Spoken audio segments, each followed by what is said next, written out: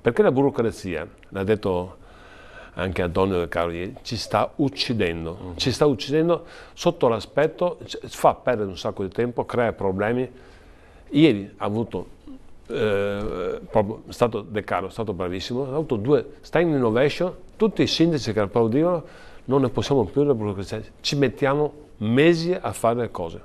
Per assumere un funzionario 8-9 mesi, non è possibile, non è possibile, ci stiamo facendo male da soli. Al di là di questo episodio, per cui spazzare via tutta questa burocrazia sarebbe una grossa Però cosa sta nei positiva. passaggi, no? Magari, non è appunto autorizzazione Bisogna fare dei grossi passaggi interni sotto l'aspetto informatico, pensare al cittadino, pensare che anche abbiamo una città vecchia, che sta invecchiando, bisogna fare cose con attenzione.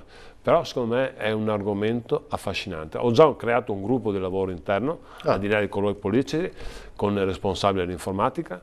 Io sono affascinato da questa idea, ci proviamo. Qualche settimana fa abbiamo ospitato a Ring il suo vice sindaco Arturo Lorenzoni. Insomma, voci ricorrenti già quella sera lo darebbero come il possibile È una brava persona. candidato centrosinistra a tutte le civiche, se il PD dovesse mai scegliere di non andare col simbolo oppure con un candidato civico. Insomma, cosa ne pensa?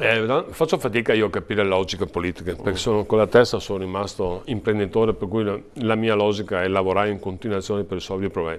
Però Arturo Lorenzoni, con cui ho un ottimo rapporto, può essere un buon candidato, obiettivamente, può essere un buon candidato contro Zaia, è una lotta impari, ammetto, è molto difficile.